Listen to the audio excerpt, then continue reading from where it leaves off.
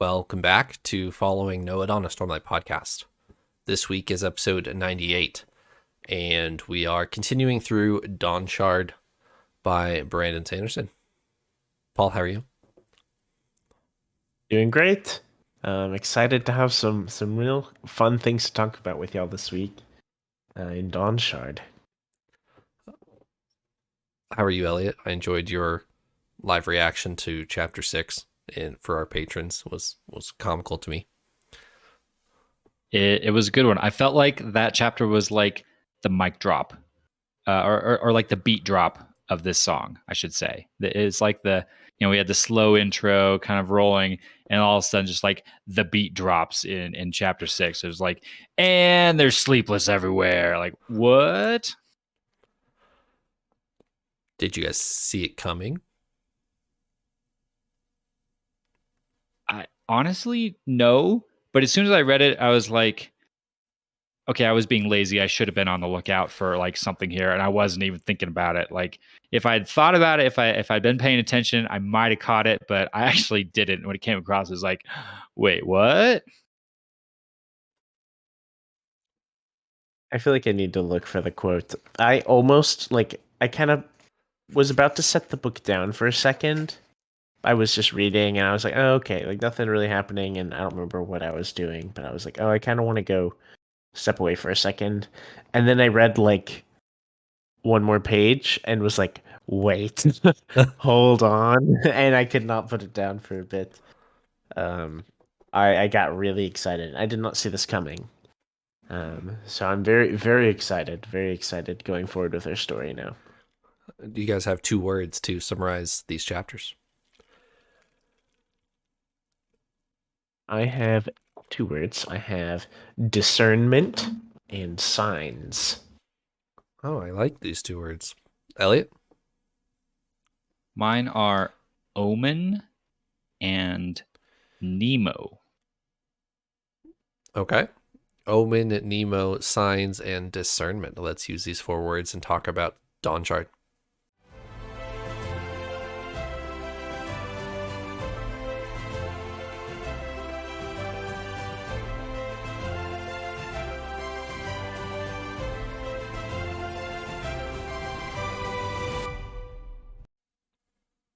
All right, I'm curious about Nemo. What does that mean?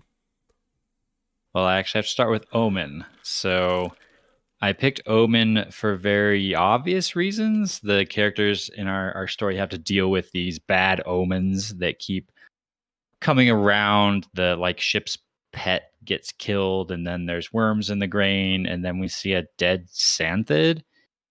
And Risen has to like try and turn these omens around into good things. And so I was like, okay, Omen, well, if you turn that exact word around, little symmetry here for you, you get the word Nemo. So that's my second word, which actually also does have a little bit of meaning on its own. I actually have been thinking a little bit about 20,000 Leagues Under the Sea and kind of that nautical adventure vibe.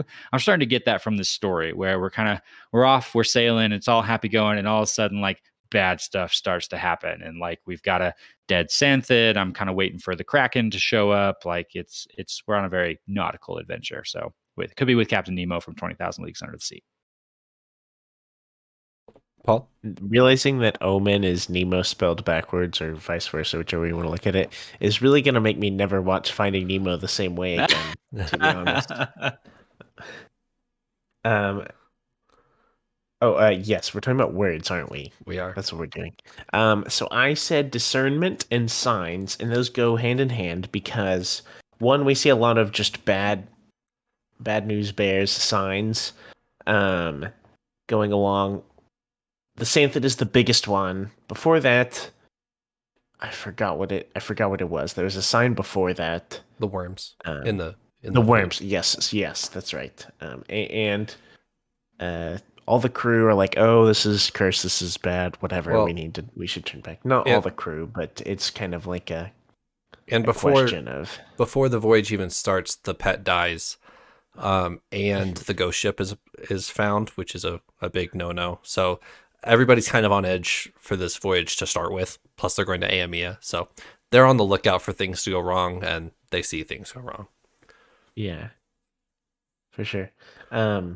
So discernment, I put because Risen is seeing all these things and has to use a good bit of just like debating and deciding whether or not it is a sign that they should go back. Like, should they keep going? Is she putting everyone in danger? Like, she really she is definitely on the side of like, I have to go. I have to go figure out what this is, or stuff for Cheery as well.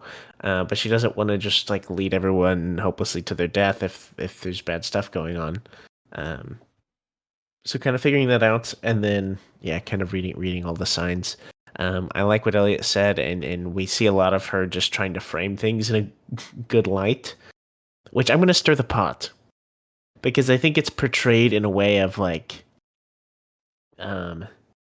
she's taking these omens that people are viewing very poorly of like bad signs, and she's shifting them to be good signs that we could do something good here. Is she being manipulative though? Because it's like she really wants to go, and I feel like she's just twisting things so that she can go, and the crew doesn't want her to turn back. She have some shy in her. Is she shy? Do you know No, who shy is, that's Paul? silly. I'm trying to figure that out. Emperor Soul. Okay. But Okay, that makes more manipulative, Gautona. That's where that gotcha, came from. Okay. Gotcha. Okay. Wow, that's something I didn't think of.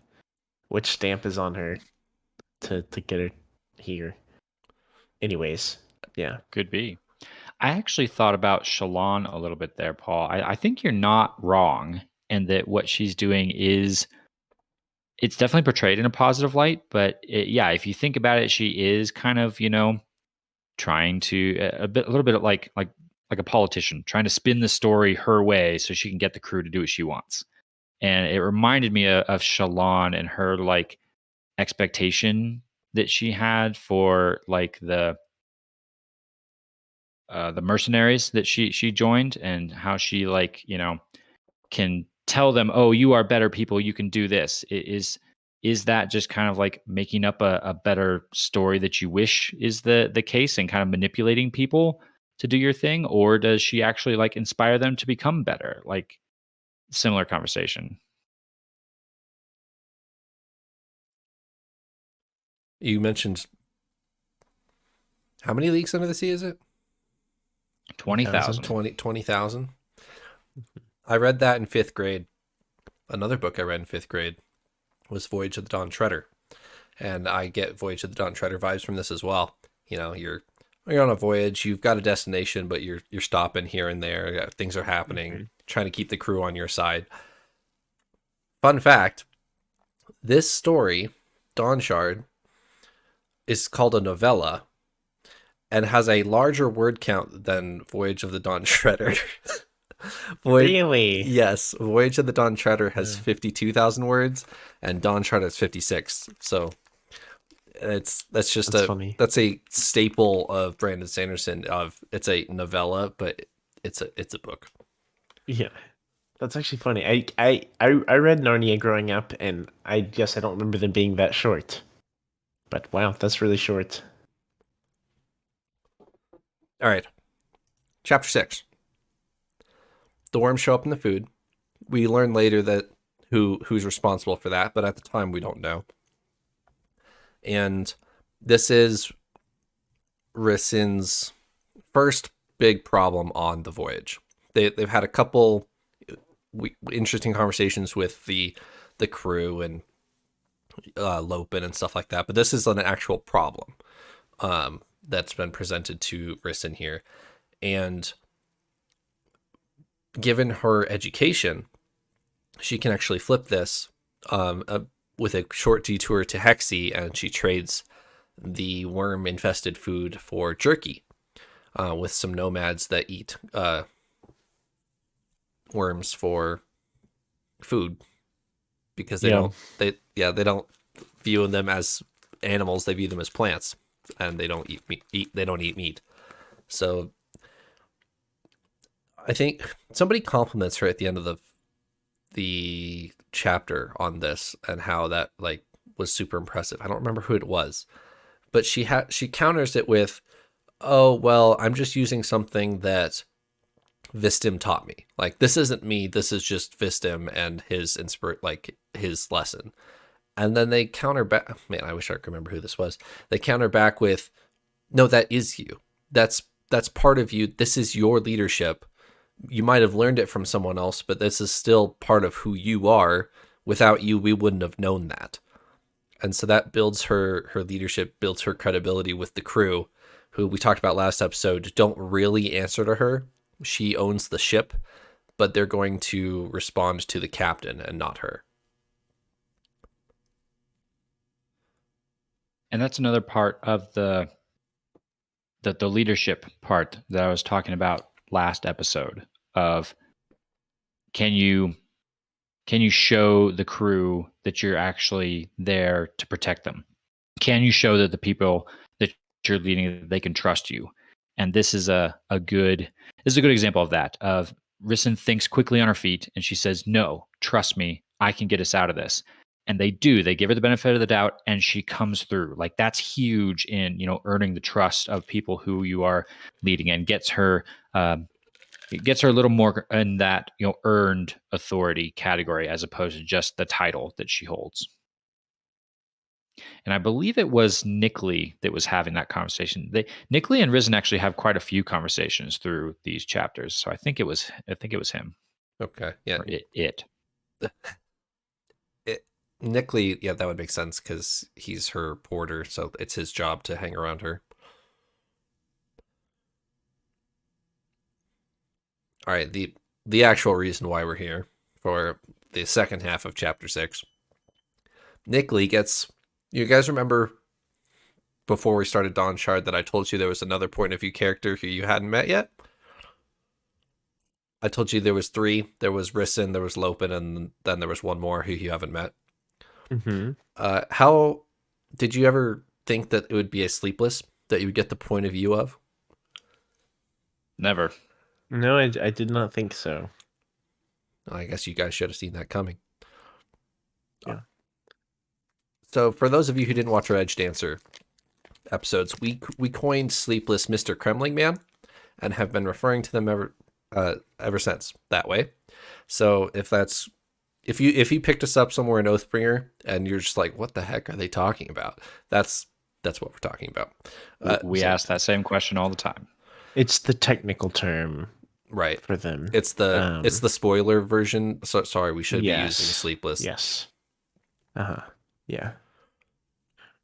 So Nickley is one of about 20 different mindsets of these Sleepless. The Sleepless are a hive mind, and they have however many Kremlings associated with each hive, with each mind, and they can talk to each other across Roshar instantaneously, which is the second half of chapter 6 that we get, which is just nuts.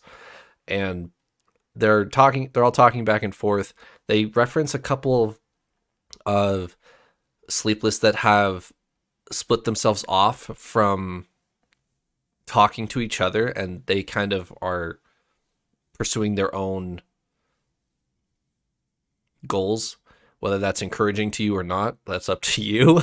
That we have some divergent Sleepless that aren't part of Aemia, but the 20 Sleepless that are still talking to each other, they are trying to actively keep everybody out of Aemia, and that's a big contributor to why nobody knows about Aemia, is because there's 20 or so Sleepless trying to sabotage any and every voyage to Aemia. For sure. So I'm glad you mentioned it, Trevor. I was about to bring up. It says on page 101. It just briefly mentions like talking about to all the swarms. They said to all the swarms, all 20 that still accepted the leadership of the first. And so it's like talking. I guess there are 20 that still like follow the first Sleepless or swarm, but that there are others, and I'm wondering if their goal is to like protect this island. Is the one that we saw in Edge Dancer not one of the 20? The original Mr. Kremling man. That was my thought, because I feel like he's not very concerned, or we don't really know his motives at all. But he definitely seemed to like be doing his own thing, at least in my mind. The answer is yes. The name is the same. He is one of the ones that is not part of this 20 that's protecting Aemia. He's doing his own thing. Okay. So I find that actually really encouraging here, because I got pretty negative vibes off of that guy, the Kremling man we originally saw. He seemed like he was just kind of there to direct stuff or do his own thing. This group that Nick Lee is a part of seem a little more organized. They at least have a somewhat more honorable motive. They're protecting their homeland. They're trying to keep people away from it. They even maybe have a really good reason for that. Maybe there's something really dangerous on the island they're trying to keep everyone away from. So they're not out there to just kind of, I don't know, get whatever they want, because they're really powerful and they definitely could get a lot. They're there. They've got a purpose. They've got some organization. They've got some leadership. They're not as scary as maybe I thought they were. And Nick Lee, even himself, he's like a nice guy. He's like watching out for Risen and like trying to give them warnings and stuff like that. He's not trying to kill anyone unless he feels like he has to. Right. Chapter 9 and 10, we'll get into that later. But he actually opens up to Risen and tells her some stories about Aemia. But during this chapter, Nick Lee abstains from the vote of killing the crew or not of this voyage, and it's a 50-50 split between the Sleepless. So they're clearly not trying to kill people. That like they're not overtly hostile to Roshar and everybody on it. They simply want to keep Aemia safe. So there are plenty of them who are still not wanting to kill the Wandersail, even though it's headed straight for them. They're still going to try to divert it via the Dead Sandpit, which we'll talk about in 2 chapters here. And there's a few bits of information that we learn here that strike me as pretty big. The first is that Nick Lee talks about how not all of his little Kremling entity body things, appendages, are currently with him. He's got parts of him spread across the entirety of Roshar. And he's just one of these like 24, however many these there are of these guys. That's a little mind-blowing if you think about it. These guys, the Sleepless, like as a whole, hive mind, right? So they can talk together. They could be listening in on every single conversation everywhere in Roshar. Like that's not out of the realm of possibility here. Just a little, Kremlings are like the rats of Roshar, right? Mm-hmm. They could be in every pub, every castle, everywhere, just kind of chilling, listening to what's going on. These guys are really powerful.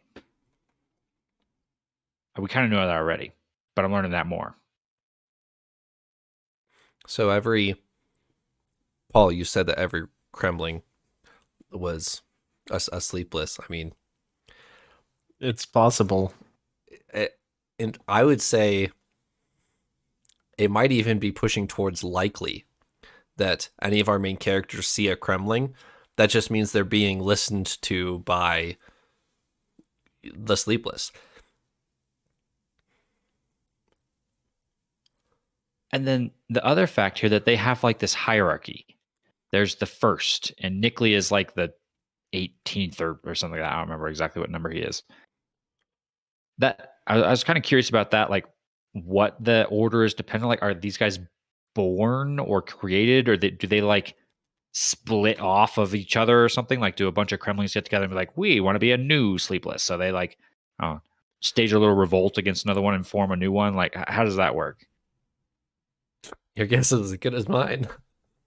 And the authority, like chain of authority, seems to be strictly based on like that age. Like the oldest one, the first, he's in charge, and like you have to give way to all of the ones above you in the order. It's an interesting little social structure, I guess there. Paul has a Mistborn smirk over there. I do Uh-oh. exactly. Uh-oh. I was about to. I didn't know if I should say anything. I'm not gonna say anything, but I'm glad. I'm eternally grateful that you pointed out my smirk because I could read it. I was thinking about this. Okay. Oh man. Curiosity assuming officially that- peaked. Yeah. It's good. It's good. It's good stuff. But yeah, we see something I think pretty similar to this elsewhere. Yeah, I am extremely invested. I didn't actually catch that, Elliot, that when you pointed out that like this is not all of Nick Lee. I didn't actually catch that. I thought this was him like in his entirety, you know? And I was kind of like, wow, I'm surprised they would have one of their 20 like just on the ship, you know? I was like that, you know. I'm sure they've got things figured out, but you know. No, he's everywhere. Yeah, he's all the I mean, time. I thought about it like how many crumblings did it take to make up a Santhid? You know, like that had to be a lot more than he like himself had on his person, Right. you know? Um so yeah, I'm kind of thinking the possibilities are kind of endless with our sleepless people right now. Do you guys remember Axes way back in the Way of Kings? One of the things that Axes does is he takes notes on his body. He like makes tattoos of himself as he's walking around taking notes of Spren as he takes notes on his body. And then Edge Dancer, I don't remember our Sleepless's name, but he, in order to hide his sleeplessness and kremlingness, he paints tattoos all over his body so that you can't see the joints between the kremlings. Same thing here with Nick Lee, is he's got tattoos all over his body. Did you guys pick up on that? No, I didn't realize he had tattoos. I remembered that with Axes. So is Axes I actually had this thought whenever we were mentioning stuff we knew was from Aonia. Was like, was he sleepless, or is he one of these that have like left or part of another, or what? Like what's going on here? So there are two types of Amiens that we know of. There's a Disian Amien, which is a sleepless. A bunch of Kremlings can disassemble and reassemble into a person. And there's Sia Amiens, which is Axes. He's a blue dude. And he is a functionally immortal, as Tim put it in that episode that we had him on. And that's Axes. He can walk around Roshar as long as he wants. As long as he doesn't get decapitated, he doesn't really age. That's a Sia Amien. So the Sia Amiens are not an amalgamation of Kremling. As far as we know. Okay. But they do clearly have some superpowers, just not the same superpowers. Right. Okay. This is kind of an unimportant thing, but I could not shake the thought. We see Nick Lee, I assume, as a dead Santhid, to be a kind of a threat, a warning, a sign, a bad omen to this crew because Santhids are so like mystical and highly revered and stuff. And we know in the world here in Roshar that Santhids are very rare. Like Shallan got to see one, and it was like groundbreaking. Like that was like crazy. Like no one had really gotten to see under the shell of a great of a Santhid, right? Or at least depict what was under the shell of a Santhid. Right. And now I'm wondering, are Santhids actually a thing? Or are they just sleepless little submarine spies? And that would explain why they're so rare too. Cause like there's not many sleepless, and they're not just gonna, be Santhids all the time. But like, are Santhids actually real things, or are they just sleepless vessels now? I feel like that's a legitimate question. Yeah, but I don't know that we're gonna find an answer to that. But I feel like it's 50-50 odds. I think I wouldn't bet against it. I do think the only evidence I can think of against your theory there is they do talk in one of these chapters about like the Thalens, they have a few like xanthid shells that have like washed up on the right. beaches or something like that. So That's true. it's very possible that the Sleepless have, concocted those as part of the, the ruse that, oh yeah, xanthids are totally a thing. Here's a few shells to prove to you that they are real. But you could also go that no, we have some physical evidence of xanthids, perhaps. I don't know. Could be 50-50 still though. That's true. I didn't actually think about that, which makes sense. And another question I would have is, why would they do that? Like, and just spy on people with Kremlings. Why would they make a full xanthid to track a boat? But I'm not But going to destroy your theory. that's true, and I thought about it kind of in the sense of the Sleepless, as far as I know, have been around forever. Like they're kind of ageless, or for the most part. And that xanthids are kind of this like old mystery. So whenever the first chose to do that way back in the day, they've just become a thing of legend over time. But yeah, that was what went through my mind whenever we saw this xanthid and saw it tear apart into a million Kremlings. I was like, what was our other xanthid? Was he real? Right. There was one other bit of the Sleepless discussion that caught my eye, and I think this is just kind of part of the conversation that the different Sleepless are having with each other.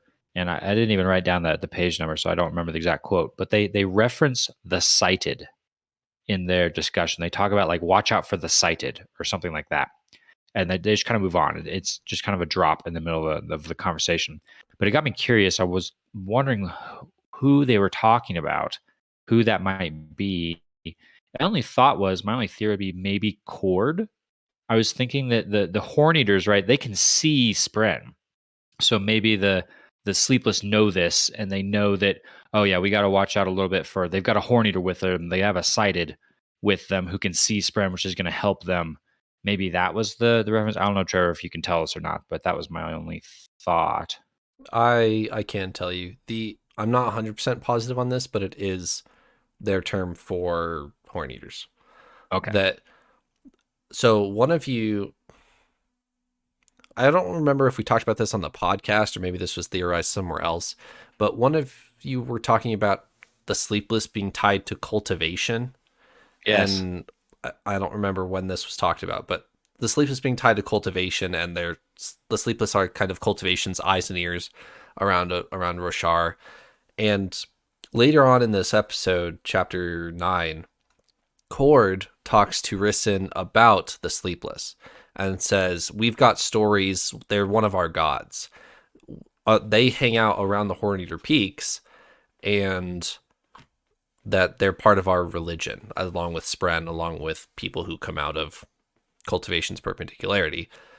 So the only reason why I think they would be there in vast numbers, enough to be a part of maybe the Horn-Eater religion, is if they are protecting the perpendicularity, maybe, and working with cultivation in that aspect. And that won't be my plausible theory there, but I don't know. That's an interesting thought, and that is actually that is a theory that I spun back in towards the end of Oathbringer when we were starting to learn a little more about the Night Watcher and cultivation. I still have that, written down as a potential theory out there. I was actually starting to convince myself away from that theory, though. It seems like in this chapter that the Sleepless are acting a little more autonomously. They don't seem like they're taking direction necessarily from like cultivation. So I was starting to think like, oh yeah, maybe not tied to cultivation, but now you're convincing me back towards the argument. Maybe that actually does help with this, the fact that they're somehow related to the Horn Eaters, or the Horn Eaters know of them and that vicinity to cultivation's perpendicularity. So maybe I need to dust off that theory again. Any thoughts over there, Paul? Yeah, well, I was thinking about partly when we said that. It was probably when we were learning about cultivation, and what I always remember is learning about this mysterious island that was kind of like shrouded and no one ever went there. I was like, oh, I bet that's where cultivation is. And and kind of also with the sleepless, like maybe being tied in there somehow.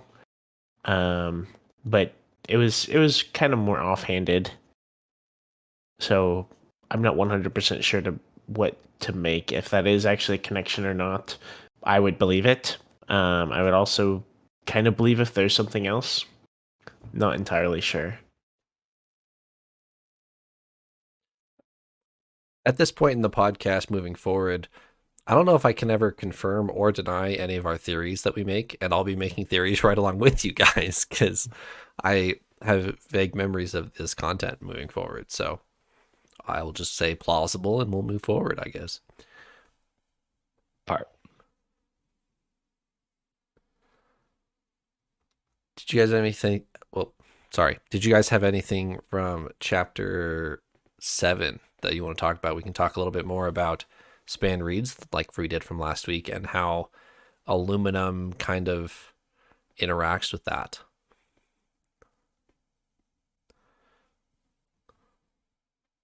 I enjoyed the scene where, is it Huio? I can never say his name right. It always gets jumbled in my brain. Huio. Huio? Like, bless you. But yeah, Huio is like messing with the span reed, and he's like, "Oh yeah, I can take it apart. I can put it back together. It's fine. Don't worry about it." And then he breaks it, and he can't put it back together. And we learn a little bit about aluminum in that in the course of things there, and how it seems like the Spren are afraid of it, that they like back away from it, or it inhibits their abilities somehow, perhaps. Which, if you remember back to Oathbringer, remember Vivenna's silvery plates that shielded her from the Sciated, the Voidbringers that were tracking their span reeds? Yes. If that were aluminum, would that not have just broke the span reed too? Like, that much aluminum that close to a soulcaster and their span reed. So, what is that? Is this actually aluminum? Is that aluminum? Is that silver? Is that something else? Just some questions to be thinking about. Of you just really have to be careful who's calling what which metal. Yeah, I'm definitely getting a little confused. I feel like maybe Paul, your experience with Mistborn and the metals that are over there is helping you some, but I'm sure you won't share with me, so I'll just have to sit over here confused by myself. Yeah, I won't share, but just know I do know everything. I definitely have the answer, and I know exactly the pieces you're missing. I think when we do Mistborn, it'll be actually a funny dynamic of this podcast, because I've read Mistborn, but it's been years. And Paul will be fairly fresh off of Mistborn when we read it as a podcast, so maybe Paul will figure out our chapter splits for that. Yeah, maybe so. By the time we get there, though, I will be a bit out, but not years, like a year. Maybe 2 from whenever I started, because I've read it pretty slowly. Chapter 9, there are 3 different conversations that happen in chapter 9. And they're pretty cool, each of the 3 of them. They're very different, each of the 3 of them. This is after the Santhid has appeared. Everybody freaks out. They tow it to shore, and then it disassembles into a bunch of little crumblings and runs away. And everyone's like, what the heck was that? And then we go into chapter 9, where they all just sit on the beach, and they're like, okay, chill out. We're okay. That whatever that was, we'll be fine. We're going to keep going. But there's a conversation between Nickley and Rissyn, Cord and Rissyn, and Rushu and Rissyn, that all 3 have fairly big implications, but for different reasons. Well, let's talk about the Nickley versus Rissyn one first. What'd you guys get from this one? Is this when Nickley is... He's very adamantly trying to convince Rissyn to turn back. And is this whenever he's trying to say that maybe Cord or someone else is like responsible, or kind of a... Not yet. That's chapter 10. Oh, right. Okay. Chapter 9. So is a little bit more genuine. And this is where Nickley starts to like actually share some stories, right? It's almost like he's opening up a bit. Although I had to be a little cautious because we just learned that this guy is deceiving everyone in that he is pretending to be a human. He's not. He's actually sleepless. So can we actually trust the stories that he's saying? I'm not sure. I feel like at least I want to trust most of them. So the gist of it, I want to believe, but I'm also not quite gonna take everything he says as true. But he tells the biggest takeaway I wrote down from it was he talks about how Aemia was inhabitable. You couldn't live there until these beings came and they, it seems like, had knowledge of fabrials, maybe soul casters, and were able to transform it into maybe not like a paradise, maybe a paradise, but a livable place. And it was the power of those fabrials that was like allowing life to thrive there. That was kind of the takeaway from his story that I got. So if you remember back to our interlude that where we barely touched down on Aemia, there's an eye to this storm around Aemia, and they break through it, and there's actually not a storm on top of Aemia itself, but there's a storm surrounding it, and you have to break it to get in it. And whether that is natural or unnatural, it's beginning to lean more towards unnatural, because he tells the story of the scouring of Aemia from his... He claims this is what his people, passed down. He hasn't revealed himself as a sleepless at this point, but he claims that these are the legends, and that people, after the Knights Radiant fell, the Aemians and the Knights Radiant were fairly closely tied. There's an Oathgate there that they were really good allies. And as soon as the Knights Radiant fall, then everybody comes and scours Aemia. They steal all of the fabrials, they steal all of the Larkins that were probably on the island and whatever else is there, and destroy the fabrial defense of the island, and it becomes uninhabitable.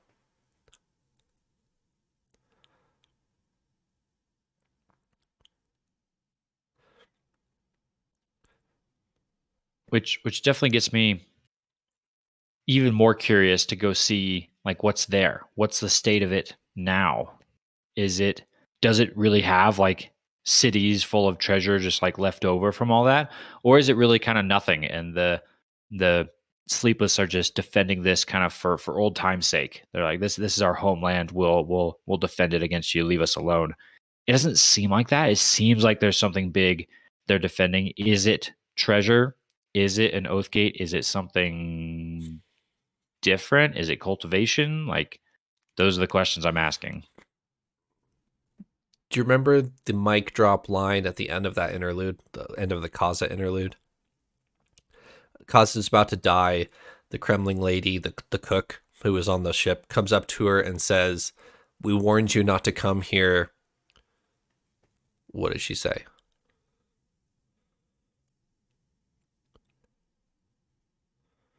I remember the very last line where she's like, "Nope, sorry, I can't tell you that, even though you're about to die, because people can still steal your secrets after you're dead," or something like that. But you're referencing like one line before that, which I don't remember. Yeah, I have no idea. She says, "I can't tell you. The consequences could destroy worlds." Oh, yeah. Do you remember that? Yes. So basically, the plans to the Death Star are there on Aemia. Yes. Yes. Yes. Yeah, exactly. Well, what that imply the Death Star's already made, and that's how you destroy it, is getting the plan? But, okay, never mind. I won't pull that too far.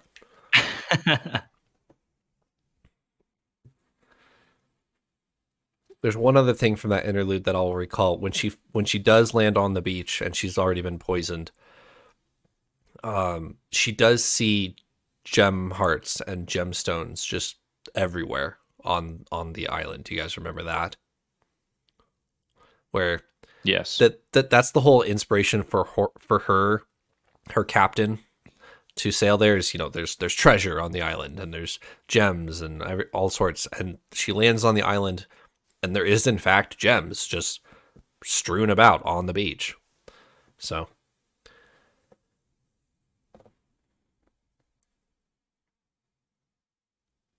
I'm hoping we'll learn a lot more about it, because I think I have a lot of like loose string thoughts about Aemia, or and just where we're going and stuff, but I don't know who to trust. I don't know what to actually think. right. I'm hoping it has to do with Dawnshards. I'm hoping we'll learn secrets of the Sleepless, but I don't know. I can't realistically make a super big assumption or super assertive assumption right now. I think I'm very excited. And once Sleepless like came into the picture here, as soon as we like see the point of view of Nick Lee and he's like talking to the other people, I got so like my excitement level went from like a 4 to a 10. Like I was so invested, and now I'm extremely excited. But I still don't know what we're gonna learn.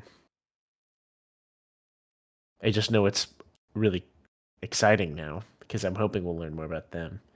But The next conversation between Rissyn and Cord seems fairly low key, but it actually has a lot of really interesting implications. She references the Sleepless. She warns Rissyn about the Sleepless, which is a reference to 3 chapters ago where the other Sleepless warn Nick Lee about Cord, and they say Cord could figure you out pretty quick here. And she does. She says, hey, there's Sleepless on Aemia, and we need to be careful of them, which flags Rissyn for the next chapter here. But she also talks about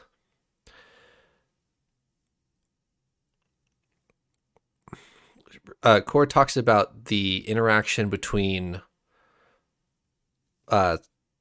people in the Spren world, is what she says. Did you guys catch that? This has to do with the aluminum that they were talking about before.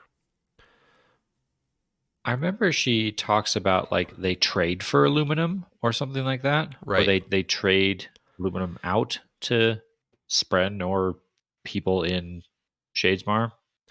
They trade aluminum in. They get aluminum Okay. from Shadesmar, from someone in Shadesmar, and they take it through Cultivation's Perpendicularity, and it's sold to the Horn Eaters. So, couple questions here. The only reason why a Horn Eater would want aluminum is that they know or have been shown what it does to Spren, and they can manipulate Spren that way, right? Unless there's other uses for it. But that's the implications we're getting here is Cord understands understands some greater implications of aluminum because it's been traded back and forth between Shadesmar and the Horneater Peaks. Okay, with me so far? Yep. Somebody in Shadesmar is trying to get aluminum and trying to teach Roshar about aluminum. Second question, what is being traded out in it to Shadesmar from the Horneater Peaks? Any guesses? What does somebody off of Roshar want from the Horneater Peaks? Paintings. One painting in particular. one painting for all the aluminum ever.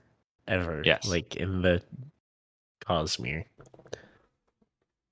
I'm not sure. I'm trying to think about what does Roshar have that they're offering out besides crabs?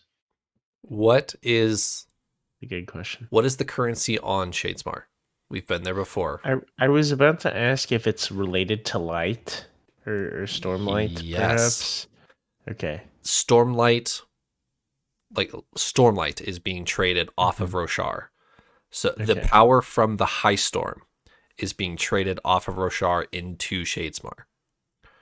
Okay?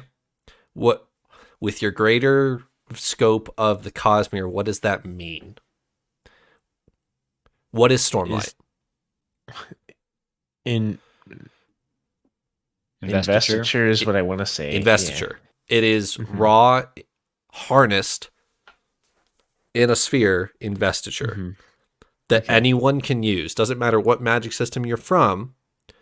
It's just investiture. They call it Stormlight on Roshar. That's because that's where it comes. It comes from the storm. It's light.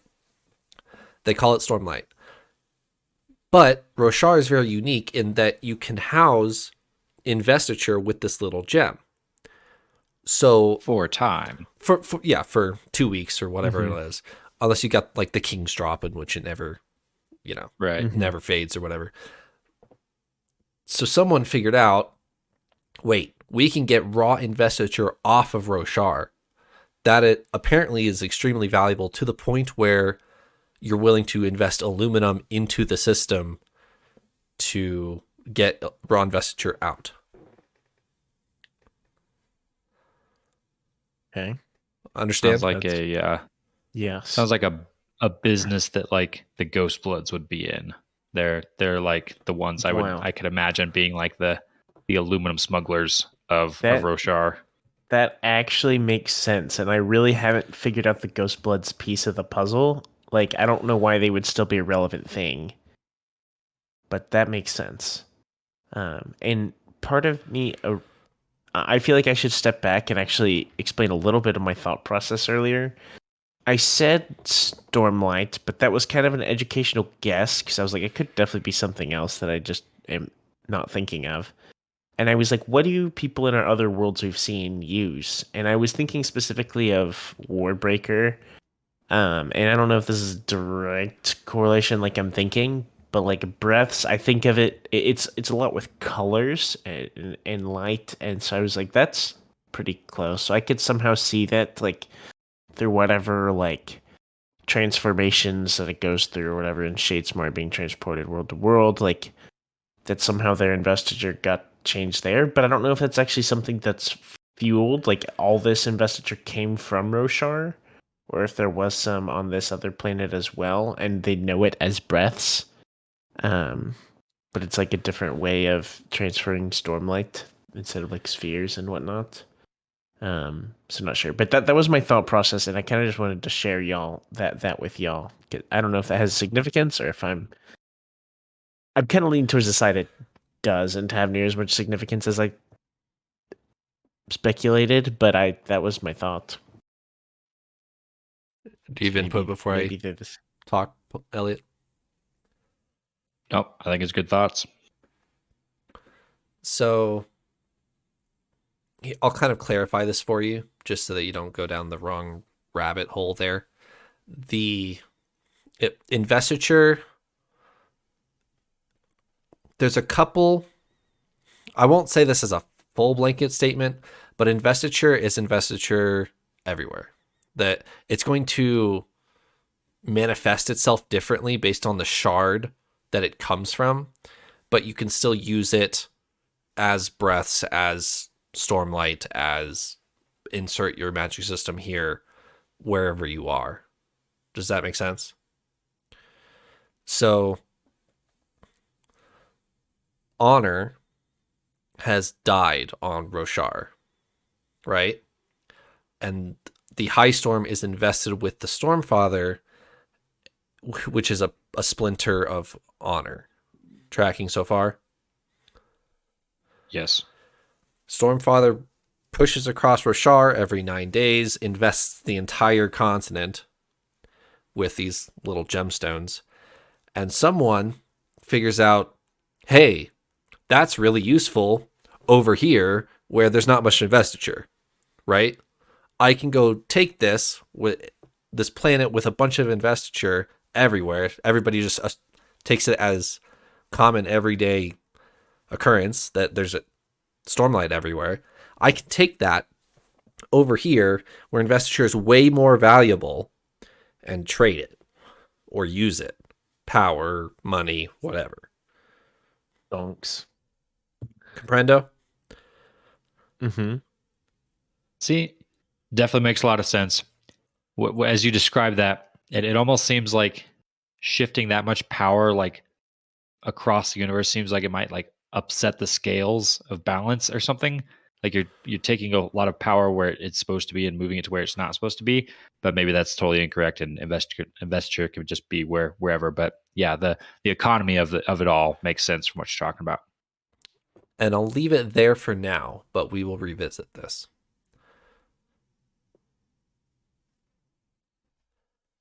Do you guys have any other thoughts? If you have any more thoughts, we can talk about it, but I'm not going to feed you any more lines.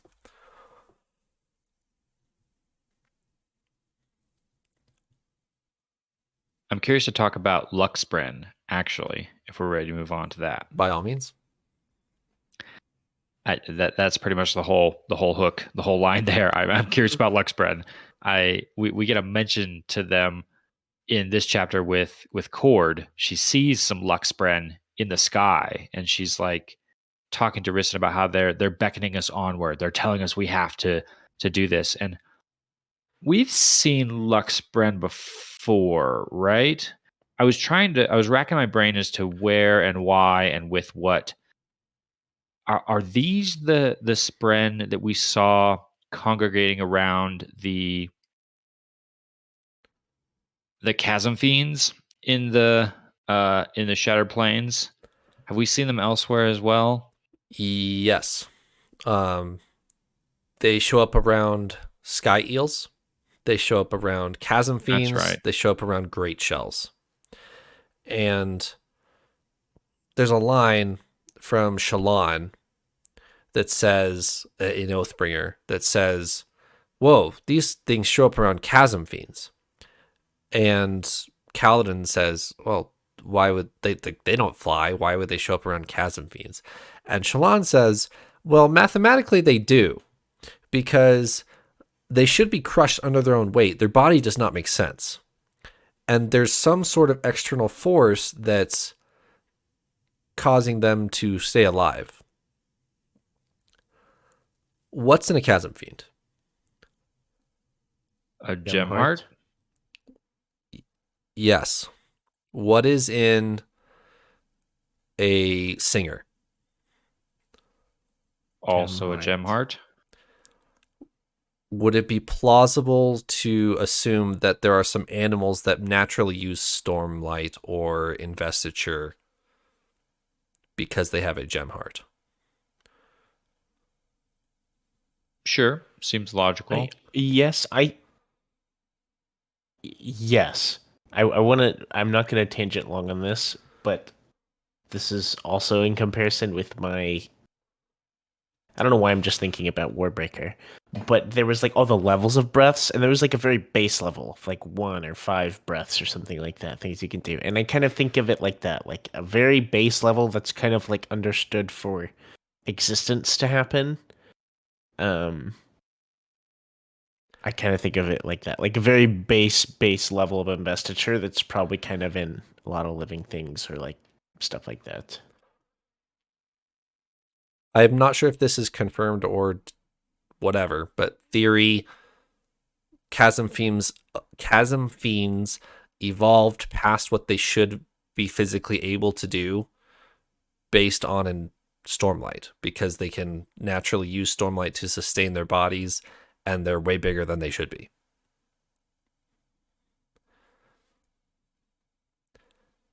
So is the assumption there that we might draw that the Luxbren are attracted to creatures or beings innately wielding Stormlight or Investiture?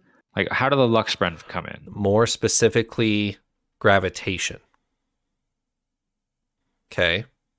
Things that fly, things that kind of defy gravity, physically, like physics, that's what they're attracted to. Okay. Got Sky eels.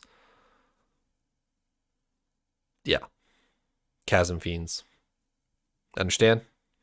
Got it. Sleepless, apparently. Sleepless, apparently. Yeah. Do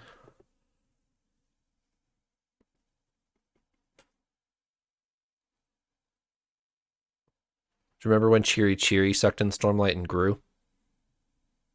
That's what I'm Yeah. excited to see. I'm hoping he'll keep growing. Yep. All right. Rushu and Risen have a conversation, and Rushu comes over and says, hey, this aluminum messed with this fabrial, and so it only goes up and down and not side to side. And I was thinking, you need to go up and down a lot. I could make you a chair that just goes up and down and then side to side with a different fabrial, and you can go wherever you want on the hover chair. Want to try it?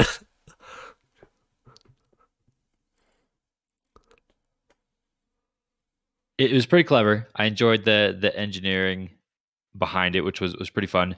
Gets a little hover chair. I can't help but think of like Yoda from Star Wars in the prequels, where he like has his little hover chair that he floats around on. Mhm. Like that's kind of what Risen has now. She can float around on her little hover chair, which was pretty cool. The whole concept of it, the mechanics behind it, where they've got like an anchor, and they like is it reversed where they lower the anchor and the chair goes up, or is it they hoist the anchor up and the chair comes up with it? I couldn't remember. So, in theory, you can do either one. With a paired fabrial, you could do up and you go up. They already know about reverse fabrials back in Words of Radiance. They raised those archer platforms against the Parshendi. Do you remember those? Navani had those archer platforms. So they just figured out a way they can do both of paired fabrial. I can go up with you, or reverse fabrial. I go down and you go up.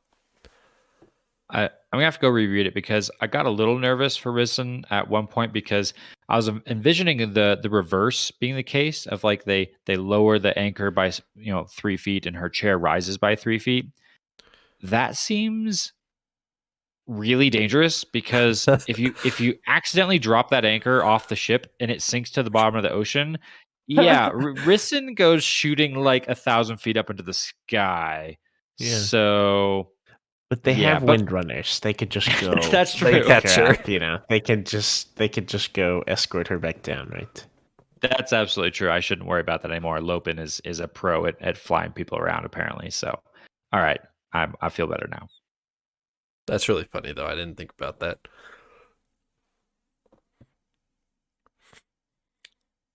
All right, chapter 10. Nick Lee is exposed. He goes one step too far and tries to frame Cord for everything that's been happening. And Risen is prepared for it. She had personally searched Cord's room herself. And so then Nick Lee comes out and says, hey, I found Blackbane in Cord's room. And Risen says, no, you didn't. I checked it myself. And then throws him off the ship. I was really happy when this happened because, like, it seemed very obvious to me as the reader. I knew, like, as the reader, I knew the perspective of Nick Lee, so I knew from the get-go. So maybe my perspective was skewed, but the way he presented it was very adamant, kind of out of the blue, seemed fishy anyways, even if I didn't know. Right. And I'm very, very glad that Risen caught on to that and exposed him. I was very happy. She's smart. She is definitely smart. She's not easily fooled. And I'm really impressed with her. She's come a long way from that. I don't know if she was honestly a teenager, but that's kind of how I envision her. Like the first time, that kind of cranky, whiny teenager we saw the very first time we met her. Here she's so much more mature. I don't know how much she's actually aged since then, but she's way more calm. She's way more thoughtful. She doesn't panic when things go wrong. She doesn't, freak out. She actually she sits down, she thinks, she comes up with a plan, she stays cool, and she sees through the facade. I was pretty impressed. And then what does Nick Lee do? Gets banished. Before that. Well, he pleads with them one last time to get them to turn around, right? Right. He's kind of stating his final case of, no, guys, you really don't want to do this. He does. I mean, with the previous chapter, he does genuinely care about this crew. He doesn't want them to continue on to Aemia, not because he wants really to protect Aemia, but because he knows his fellow sleepless will kill them, and they're not going to care, and he wants to save their lives. That's why he's trying to turn them around. And the moment that actually cemented that in my mind was that Nickley does care was actually back to that floating chair. They're taught when they discover that floating chair, they're like, man, this is going to have huge implications for, people who are handicapped across Roshar. Like, this is going to make a big difference. And Nickley's like, yeah, you're right. This is going to make a big difference. You should probably tell other people about it just in case anything might happen to us. Like he literally says that. Right. He's like, you need to tell people about this because it will make a big difference just in case something were to happen. Like, it's kind of funny and threatening, but then also like it shows he cares. He wants them to share this like important discovery that they discovered in case the other sleepless have to kill them all. Like, he, at some level, he does care. He might still kill them all, but he does care. Right. It just depends on what the sleepless's motivation here is. That, I mean, I think in Nickley's point of view, having to kill them is completely justified to what he's protecting, which is why he's trying to turn them around. So, And that's what really has me curious. Is I mean, he's really trying to get this to not work out, and I'm wondering, is this going to resort to them like attacking the ship or something? Because Nickley kind of pleaded. He was like, no, I think I can get them to turn around. Like, don't do anything crazy yet. But now that he's failed in that regard, are we going to see some real craziness come out?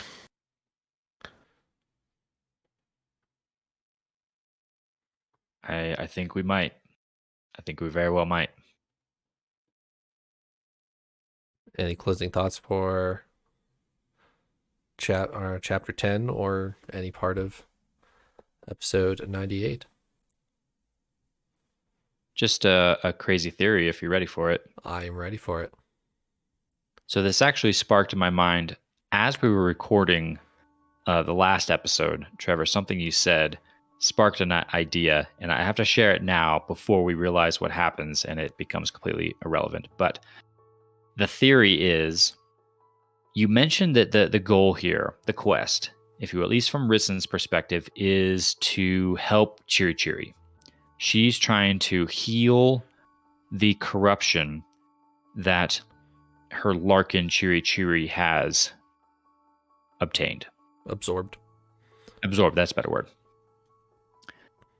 I can think of someone else who is dealing with some red investiture corruption that maybe we would think things would be better if he wasn't. And the person, Trevor, I think you've guessed it, that I'm thinking of is Renarin. Renarin is a Truth Watcher, and he's bonded a Spren, Truth Watcher Spren, who is corrupted. If this works, if they get Chiri Chiri to Aemia and are able to heal her, him, it, whatever it is, and remove the corruption, could Renarin do the same? Could Renarin go to Aemia and heal his Spren, remove the Ja'anat corruption from his Spren, and get back to the way it's supposed to be, or the correct bond, whatever that's supposed to be? That's my crazy thought or theory of what could possibly happen here.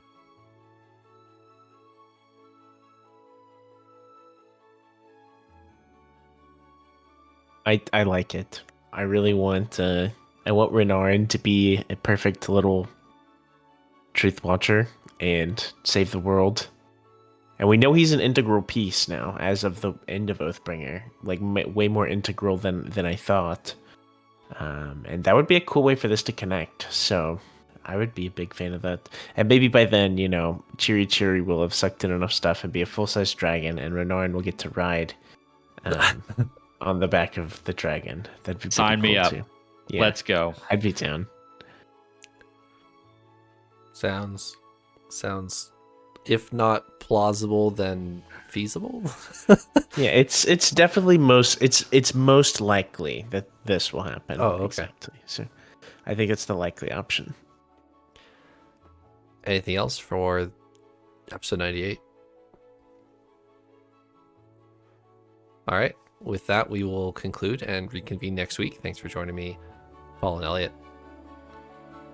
See you guys. Farewell.